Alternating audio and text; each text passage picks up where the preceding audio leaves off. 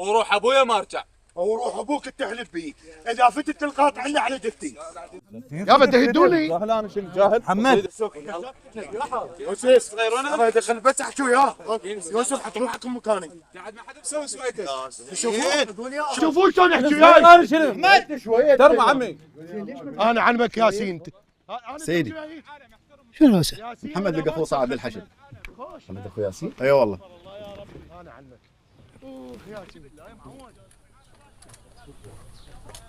لو ادري بيه انا عنده اخو ما خليه يصعد عمليات. لانك ما ندري بيه.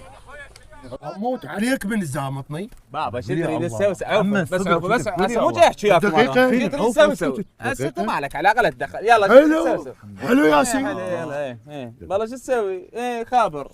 ما شنو ايش؟ الو. الو. هاي يمه شلونك؟ هاي يما محمد شلونك؟ احنا بخير يمه.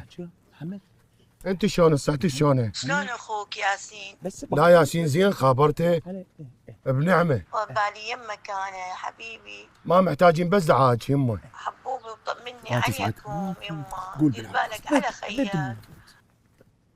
يمه الامر قاعد يصيح عليه 5 دقائق واخابرك. اي والله. الله يحفظك يمه، الله وياك. شوف ياسين لا تضحك على عقلي، ما تصعد يعني ما تصعد. هسه بعد ما عليكم احكي. انت شو تضحك على مو وتقول انا داوم بالمطار؟ انت شلون تكذب علي وتقول لي بسامر اجي القاك هنا بيجي ها؟ يعني انت اذا تموت مو ما تنقهر، بس اذا انا اموت مو تنقهر. شوف راح اقول لك حكايه، احسن حل نقعد اثنيناتنا بالبيت ونسكت. يا ولد احنا اتفقنا ولقينا الحل.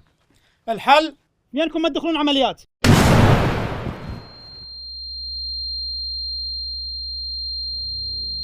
ياسين